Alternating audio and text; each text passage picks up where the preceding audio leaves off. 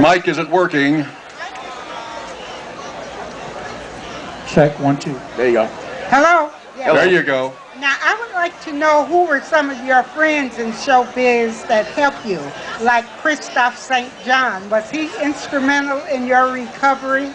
Well, actually, the person who I've worked for, I would say who's given me the most opportunity as far as black entertainers would be Chris Rock. I would definitely say that. Why is that? Because he put me on Everybody Hates Chris. Was he the first one to? Everybody Hates Chris was the first black show I was on. The first black show you were? First black and the only black show I was on. Well, that's amazing.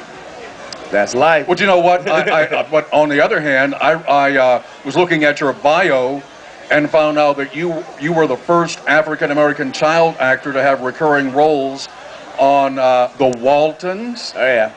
And Little House on the Prairie. Yes.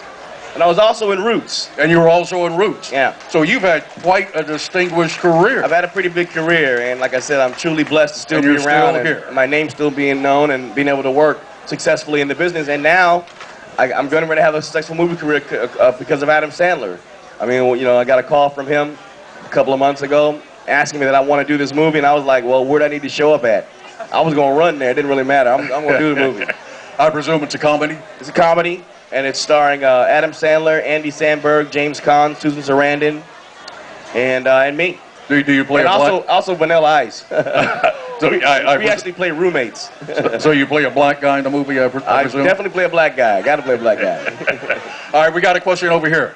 Mr. Bridges. Yes. What do you do after overcoming all of the odds that you did to help mentor and support other black men such as yourself? Well, I do a lot of public speaking. And I speak at a lot of colleges, a lot of high schools, a lot of grade schools. And I even go to detention centers. I go to prisons. I try to encourage men, and not just black men, and men of all colors, to really dig down and not be afraid to expose who they really are. And you know, it don't make you less of a man to cry. Because I can cry one day and then beat you up the next day. You know, I think that it makes more of a man being able to share his feelings and his emotions. I think too many men are tied up with not being able to show who they really are. And I think that's very destructive to your children. Your children, your kids, you know, my son sees me cry sometimes, but he also knows his father's a very tough guy. And I think that, you know, when I was growing up, my father told me, you know, don't cry, only babies cry. That's not the truth.